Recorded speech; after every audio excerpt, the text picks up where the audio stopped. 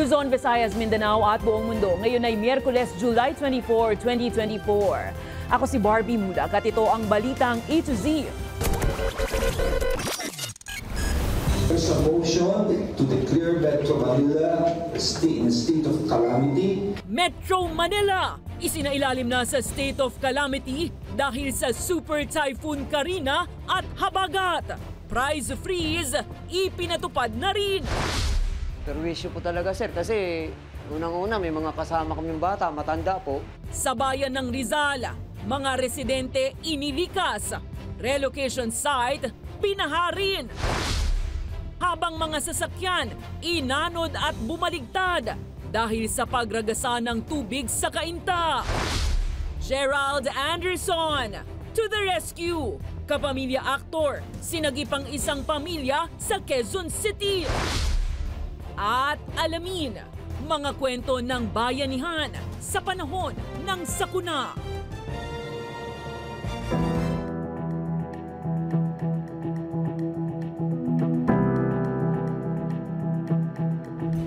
Maulang gabi mga ka-A to Z, malaking bahagi ng National Capital Region nalubog sa malawakang pagbaha, bunsod ng magdamag na pagbuhos ng ulan na dala ng Super Typhoon Karina. State of calamity, idineklara na. Kumustahin natin ang sitwasyon ng ating mga kababayan sa Marikina.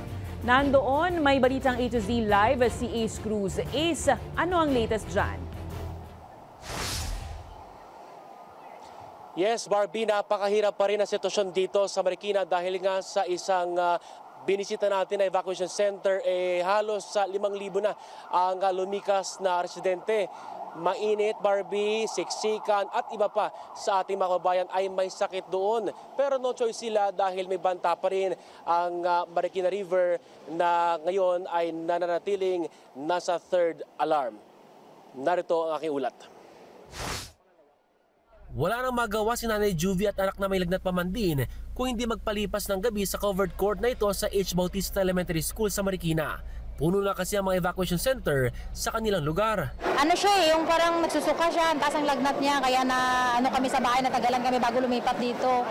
Tapos paglipat namin dito, puno na. Bukod sa pag-alala sa naiwan nilang bahay, hirap ang kanilang sitwasyon dahil walang kuryente sa tinutuloy nilang evacuation center. Ayon sa pamunuan ng paaralan, tanghali pa nang mawalang supply ng kuryente dahil sa malakas na hangin. Depensa ng pamunuan ng paaralan, patunay na hindi na nila kayang tumanggap para evacuees dahil mismong principal's office pinatuluyan na nila. Sobra-sobra po. Actually, 8 coaster ang nailipat na namin sa Parang Elementary School. Ang school po ay kung sa standard ang pag-uusapan, meron lang po sanang 1,200 ang pwede natanggapin ng school. Kaya lang hindi po natin sila mahindihan dahil po sa pangangailangan gaya po kanina na ang lakas po ng buhos ng ulan. Dito pa lang sa H. Bautista Elementary School, aabot na sa halos 800 pamilya ang lumikas katumbas ng 4,363 na mga individual. Nagpasalamat naman ang school authorities sa mga pribadong grupo na nagpapaabot ng tulong gaya ng hot meals. Dahil sa dumarami nangangailangan ng tulong, inatasan na ni Pangulong Ferdinand Marcos Jr. ang mga ahensya ng gobyerno na saklolohan ang mga sinalanta ng bagyo. Sinabihan ko lang sila mag-focus ng mabuti doon sa mga areas na sa hanggang ngayon ay hindi pa natin may pasok. So yun ang magiging next na priority na gagawin ng DSWD pati na siyempre public works because kung yung mga daan na landslide, kailangan magtulungan sila ng LGU para mag-clear yung daan. Dahil naman sa matinding epekto ng Super Typhoon, isinilalim na ng Metro Manila Council sa State of Calamity ang Metro Manila. Ito ay para makapagpalabas ng pondo para tulungan ang 16 na bayan at isang munisipalidad sa NCR. Kasabay din ito ang pagdeklara ng price freeze para walang magsamantala sa presyo ng mga bilihin. Sa panig ng DSWD, sinabi nilang naantalang pamahagi ng tulong ng gobyerno dahil sa mataas na baha. We were informed by our field office that some portions of Marikina are flooded, and that's the reason why the truck that's supposed to carry the 3,000 family food packs have not yet reached the area, but we are in constant coordination with the Marikina local government. Bukod sa food packs, sinabi ng DSWD na magbibigay din sila ng psychosocial support sa mga apektadong residente.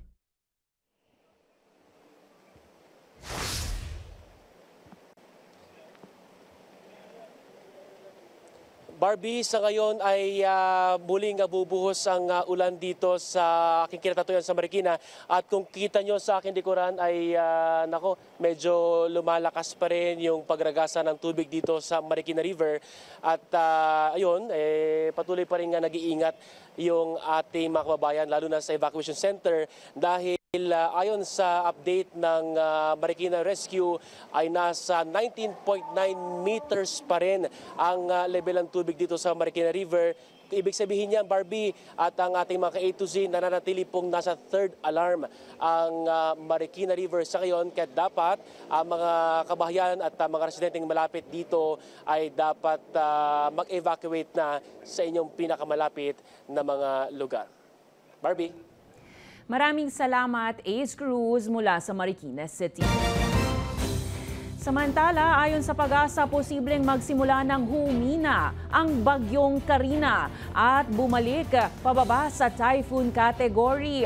Ayon nga yan sa Weather Bureau. Pero babala, dapat ay lalong mag-ingat lalo't malambot na ang lupa sa mga magdamag na inulan. Narito ang ating balitang A to Z. Magdamag na kataas sa red rainfall warning ang Metro Manila at karatig ng mga probinsya, bunsod ng Super Typhoon Karina at habagat. Ang netizen na si Mark Kevin Berha wala nang nagawa kundi kunan ng video mula sa malayo ang isang lalaki na na-stranded sa isang barge na inaanod naman ng rumaragasang ilog sa bahagi ng Pasig City ngayong araw. Inihingi na lang niya ng tulong ang lalaki sa social media. Pero hindi masabi ngayon kung ano ang kinahinatnan nito. Sa Maynila, nagmistulang barko ang isang bus na napilitang tumawid sa hanggang baywang na baha nang abutan ng matinding ulan sa daan. Nalubog rin ang ilang bahagi ng Bocaue, Bulacan na malapit sa namamagang ilog. 70% ng Navotas ay baha, 80% ng Malabon ay baha, at 60% ng Valenzuela ay baha. Ito po ay dahil yung kanilang flood control ay na-damage po, na tinamaan ng isang ship. Sa North Luzon Expressway, hindi na naisalba pa ang ilang sasakyan na inabot na rin ng tubig. Sa huling update, hindi pa rin madaanan ang Maykawayan northbound entry, maging ang NLEX Connector C4 at Espanya entry ramps. Pansamantala ring sarado sa trapiko ang ilan pang toll plaza sa bahagi ng Paso de Blas sa Valenzuela, gayon din sa Bulacan. Kanya-kanyang diskarte naman ang mga lokal na pamahalaan para mag-rescue at maghatid ng tulong sa kanilang mga nasasakupan. Ayon sa Pag-asa, inaasahang magsisimula ng humina ang bagyong Karina habang papalabas ng Philippine Area of Responsibility. Na-reach na nitong si Karina yung kanyang peak intensity as super typhoon at posible na maglandfall sa northern part ng Taiwan. Gayunpaman, asahan pa rin daw ang pag-uulan bukas July 25. Aabot sa 200 mm na ulan ang posibleng bumagsak sa Benguet at Abra. Hanggang 100 mm naman dito sa Metro Manila, Cavite, Batanes at ilan pang bahagi ng bansa. Kaya't paalala ng Weather Bureau. Ingat pa nga rin sa ating mga kababayan na nakatira sa mga flood-prone at landslide-prone areas dahil sa mga banta ng pagbaha o pagguho ng lupa. Lalo na rin sa mga inuulan ng mga nakaraang araw pa dahil saturated na yung lupa sa areas na yan. Sa tala ng National Disaster Risk Reduction Management Office, nananatili sa 8 ang naitalang patay at 1 ang nawawala. Pero aabot na sa 880,000 na katao ang naapektuhan ng masamang panahon at posibleng tumaas pa ang bilang sa pagpasok pa ng mga reports mula sa mga LGU.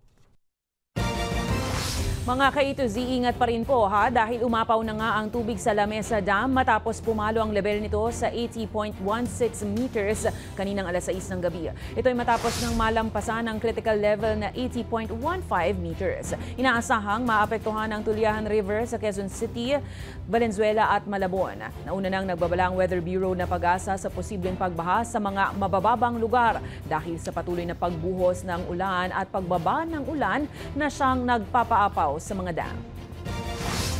Bunsod pa rin ng bagyong Karina at ng habagat na nagdala ng malalakas na ulan sa buong Metro Manila at Karatig Probinsya. Bumigay naman ang isang riprap wall sa isang relocation site sa Rizal. Kaya naman, umaangal din ang mga residenteng binaha. Habang sinisisi naman ng Local Disaster Risk Reduction Management ng Rizal ang National Housing Authority dahil sa problema at hindi raw maayos na sistema ng relocation site nila. May balitang A to Z exclusive, si Kim Salinas. Hindi lubos maiisip ng mga residente ng Southville 9 sa Pinugay, Baras, Rizal na bibigay ang pinakapader sa kanila na inaakala nilang proteksyon sana sa daluyong ng tubig dulot nga ng habagat at bagyong Karina. Ngayon po sa pangalawang ngayon, mas lalo pong lumala kasi nagkabiyak-biyak po yung mga pader dyan. Perwisyo po talaga sir kasi unang-una may mga kasama kaming bata, matanda po. At tulad ngayon ay hindi na makakita yung biyanan ko. Dahil sa ragasan ng tubig na may kasamang putik, hindi na sila nagdalawang isip na lumikas kasama ang kanyang biyanan na may kapansanan.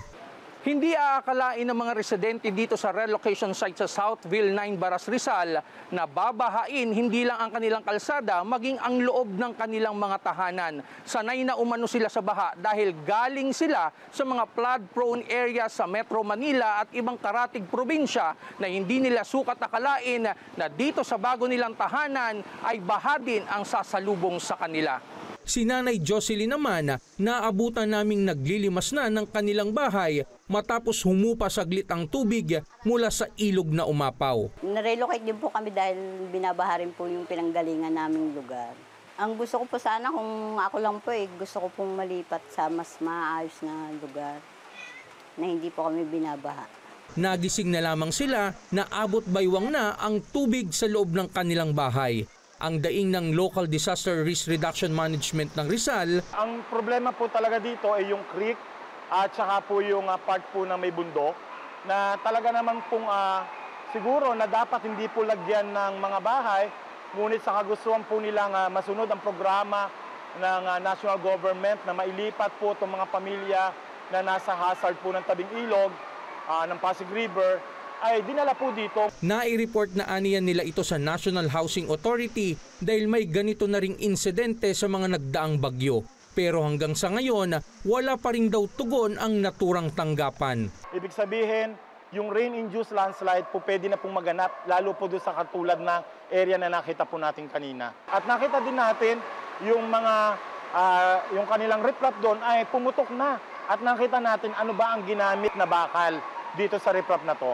Madalas kasi, lokal na pamahalaan ng Baras at lalawigan ng Rizal ang nasisisi sa ganitong sitwasyon na ginagawa nila ng kahit papaano ay remedyo. Pero ang national government ang makapagbibigay daw ng solusyon sa problemang ito. Sana lamang po sa national government, sana po bago po natin sila nilipat o nilagay po dito sa area na resettlement area, na inalis po natin sila sa delikado, sana po ligtas po sila at makaranas po sila ng isang matiwasay at masayang pamumuhay. Sa ngayon, nasa higit 500 katao na ang nailikas, katuwang ang 88th Infantry Battalion ng Philippine Army at Baras Police Station. Para sa Balitang A to Z, Kim Salinas.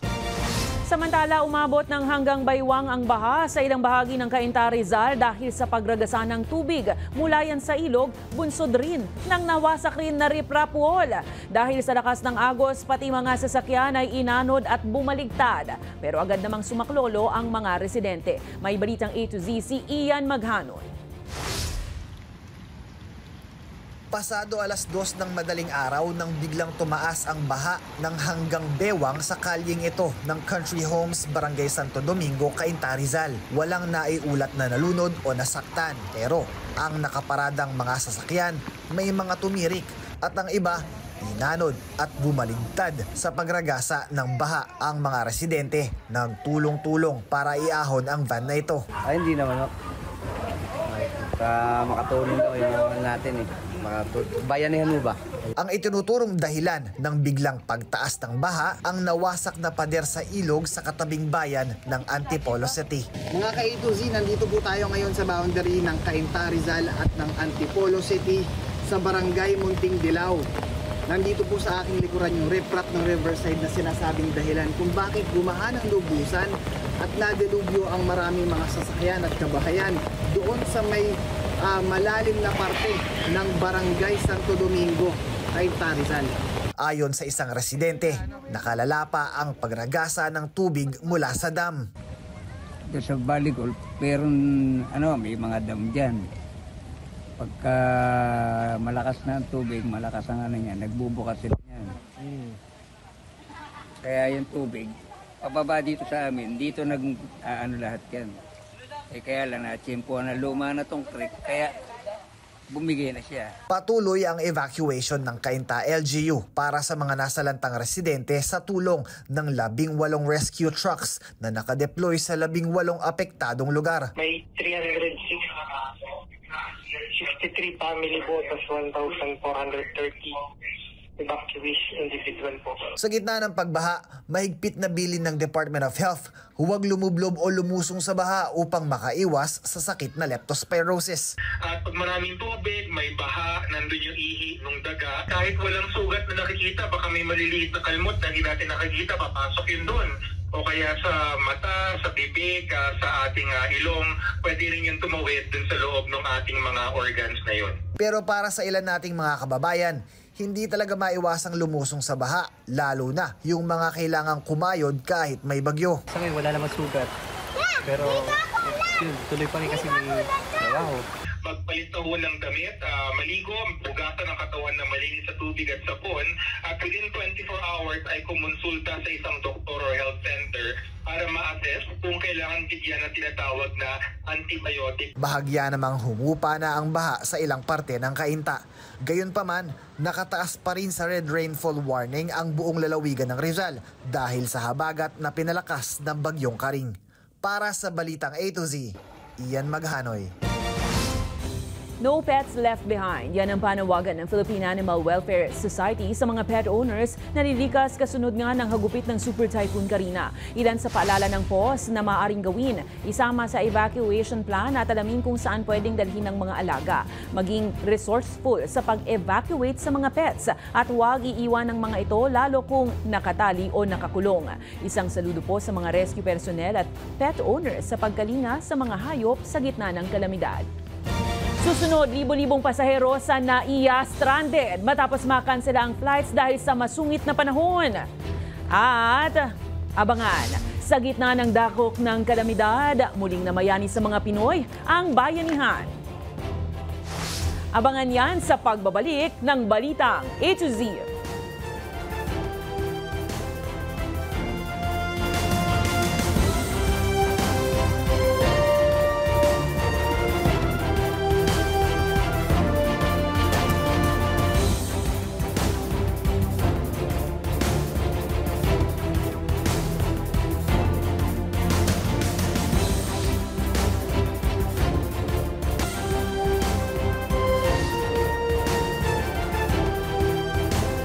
Kanselado ang mahigit 100 flights dahil sa bagyong Karina, kaya't maraming pasahero napurnada ang plano at na-stranded sa airport.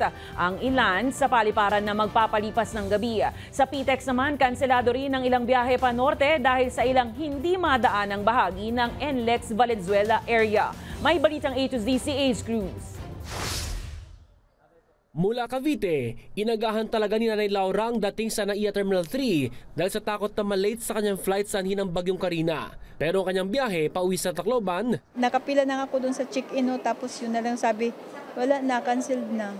Pagod talaga sir, pagod lang, tapos na-dismaya syempre. Kaya atrasado ang kanyang bakasyon para makasama ang mga kaanak sa probinsya. Hindi ko pa din-expect kasi excited na rin sila. Akala nga nila makarating ako ngayon eh. Kaya ko na lang sabihin na cancel yung flight ko. Si Claribel naman, kararating lang mula sa Brunei at excited nang makauwi sa probinsya na nanganganib ngayong mapurnada. Magta-taxi kami or mag-grab kami papuntang hotel, and then of course we have to pay for our hotel accommodation. So dito na lang kami. Kung hindi man cancel ang biyahe, problemado naman ang ilang pasahero dahil sa delayed flights. Apila ng airport authorities sa mga pasahero agahan at i-adjust ang pagpunta sa mga paliparan gayong marami ng kalsada ang hindi madaanan bunsod ng pagbaha. Pati na ang pag-monitor sa inyong mga flights dahil marami na rin ang nakakansela bunsod ng sama ng panahon. Sa abiso ng Manila International Airport Authority, higit 140 na ang kanseladong flights ngayong Miyerkules. Kabilang sa mga nakansela ay flights ng PAL Express, Cebgo, Cebu Pacific, Philippine Airlines, Eva Air at iba pa. Isang flight naman ang diverted. Karamihan sa kanseladong domestic flights ay mula Maynila papuntang Bacolod, Cagayan de Oro, Busuanga, Davao, Cebu, Iloilo, Naga, Masbate, Siargao, Katiklan, Puerto Princesa at iba pa. Sa international flights naman, nakansela ang mula Maynila papuntang Taipei, Taiwan. Samantala, dahil pa rin sa ilang kalsada na hindi madaanan dahil sa baha, kinansela na ng pamunuan ng PTEX ang ilang biyahe panorte o yung mga rutang daraan ng NLEX dahil hindi madaanan ng ilang bahagi ng NLEX Valenzuela. Apektado rito ang mag-asawang galing Bicol at bibisitahin sana ang mga anak sa Pampanga. Imbis na makapagpahinga na pala, mahirap pero wala namang magagawa kasi ganun nga ang panahon. Magbibigay naman po kami ng waiting areas for them para lang po makapagpalipas ng oras. At the same time, may Wi-Fi access naman po tayo. Hindi naman po sila maiinip. And of course, may aircon po tayo sa terminal. Kapag po gabi na, usually yung ating team naman po ay nagpapamigay ng mga konting snacks para sa ating mga passengers. Samantala, pasado alauna nitong hapon, inanunsyo ng PTEX na hanggang North Avenue lang ang biyahe ng EDSA Bus Carousel dahil lubog na sa baha ang Muñoz hanggang Balintawak sa Quezon City. Para sa Balitang A to Z, Ace Cruz. Inanunsyo ng Department of Trade and Industry ang agarang pagpapatupad ng price freeze sa mga pangunahing bilihin sa mga lugar na nasa ilalim ng state of calamity, katulad ng dito sa buong Metro Manila. Base sa DTI, kasama sa babantayan ng presyo ay ang essential goods tulad ng bigas, mais, tinapay, gulay, kasama rin ang mga karne ng manok, baboy at baka. Sakop rin ng price freeze ang kape, gatas, asukal, sabon, kandila at ilang pangunahing gamot. Babala ng DTI, maharap sa posibleng pagkakakulong at pagmumulta ang sinumang mahuhuling nananamantala sa presyo ng mga bilihin sa panahon ng sakuna. Inaabusuhan naman ng mga consumer na i-report ang overpricing sa DTI Consumer Care Hotline 1384 o kaya via email consumercare@dti.gov.ph. Nawalan ng kuryente ang nasa 23,000 customers ng Meralco Miyerkules dahil sa bagyong Karina, ayon mismo sa power company. Kabilang sa mga naapektuhang lugar ay ang Quezon City, Caloocan, Valenzuela, Malabon, Pasay, Bulacan, Laguna, Batangas at Rizal. Siniguro naman ng Meralco na ginagawa ang makakaya upang ibalik ang supply ng kuryente sa mga apektadong lugar, pero kailangan munang tiyakin ang kaligtasan ng mga residente at line crew. Sa gitna ng pagbaha, paalala ng Meralco, tiyaking naka-switch off ang circuit breaker at tuyo ang kamay at katawan kung hahawakan ng anumang electrical facility. Yan, plug din po ang lahat ng appliance.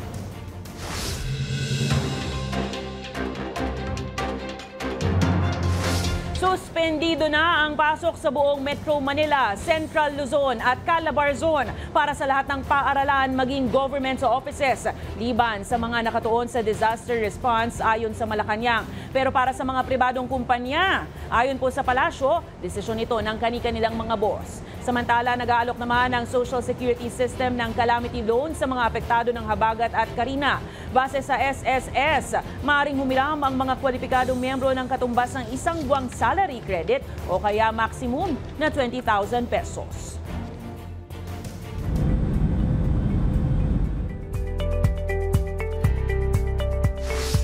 Hindi pa man tuluyang nakakapag-landfall sa northern Taiwan ang Super Typhoon Karina o bagyong Gamy sa kanyang international name. Pero libo-libo na ang inilikas sa mountainous region sa high risk sa landslide sa lugar. Habang kumikilos ang bagyo, nasa 162 km per hour na ang lakas ng hangin nito sa Taiwan na inasahang magla-landfall nga anumang oras ngayon. Kasabay nito, sinuspindi na rin ang train at ferry services habang kinansela ang nasa 200 flights sa lugar. Sa overseas pa rin, umarangkada naman sa kanyang unang kampanya sa pagkapangulo sa Amerika si Vice President Kamala Harris. Sa isang rally sa Milwaukee, pinasaringan niya ang karibal na si ex-President Donald Trump bilang dating prosecutor sa California. Sinabi ni Harris na kilala niya ang asal ng mga abogado, mandaraya at manloloko. Sa bagong presidential survey ng Reuters, may maliit na lamang si Harris sa 44% laban kay Trump na may 42%. Before that, I was a courtroom prosecutor. In those roles, I took on perpetrators of all kinds. Predators who abused women. Fraudsters who ripped off consumers. Cheaters who broke the rules for their own gain. So hear me when I say, I know Donald Trump's type. And in this campaign, I will proudly put my record against his.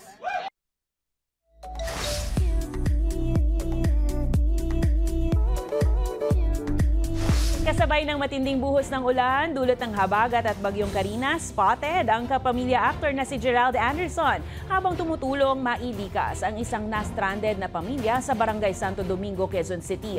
Ayon sa video uploader, pinadala ito ng kanyang kapatid habang naghihintay ng rescue team sa kanilang lugar. Humanga naman ang mga netizens kay Gerald dahil sa pagbibigay ng tulong sa mga apektadong pamilya. Matatandaang hindi ito ang unang beses nagpakita ng kabayanihan ng aktor. Isa rin siya sa mga celebrities na tumulong nung kasagsagan naman ng bagyong Ondoy. Susunod mga Pinoy, nangingibabaw pa rin ang bayanihan ngayong hagupit ng habagat at Super Typhoon Karina. At kilalanin, sino nga ba itong baby reporter ng Balitang A to Z? Diyan lamang po kayo, magbabalik agad ang Balitang A to Z.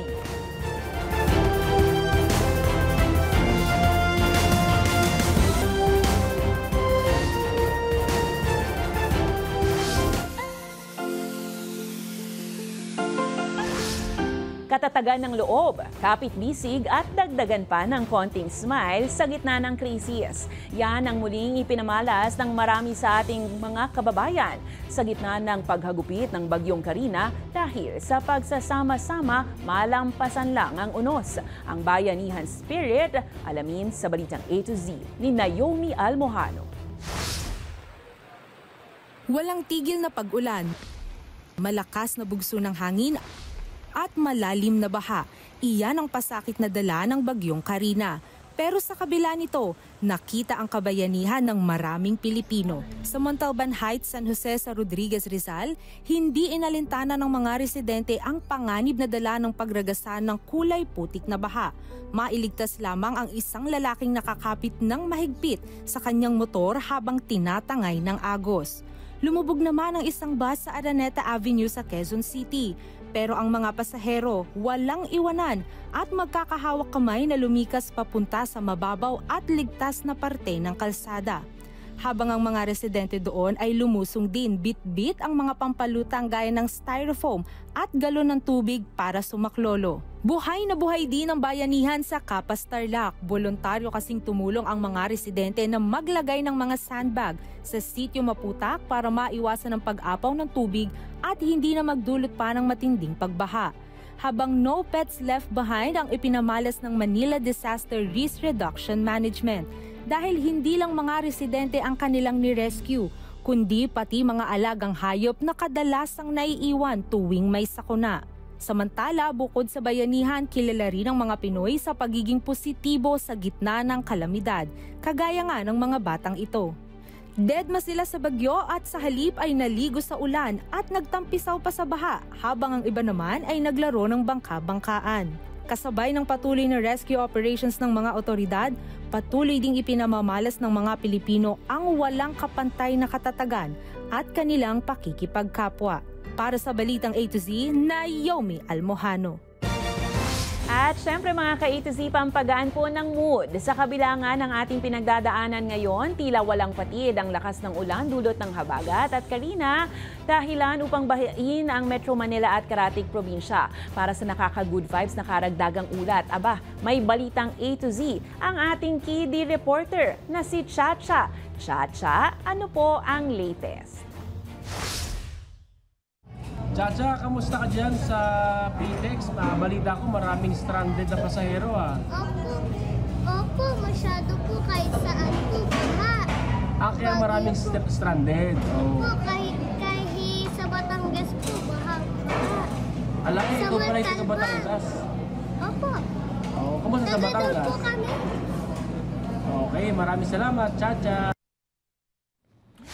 Aba, kakute naman ng ating baby balitang A to Z. Kung kayo po ay may kwentong kakaiba, mga kwento ng pag-ibig o storya ng inspirasyon at pag-asa, ibahagi niyo po yan. Sumali sa ating Facebook group na Balitang A to Z, panoorin ang ating programa at sundan ang ating social media pages, hanapin ang Balitang A to Z. Ang ating quote of the night ay mula sa isang philosopher at physician na si Albert Schweitzer. Sabi niya, ang halaga ng buhay ng isang individual ay ang maglingkod, maging maawain at bukal sa loob na tumulong sa kapwa.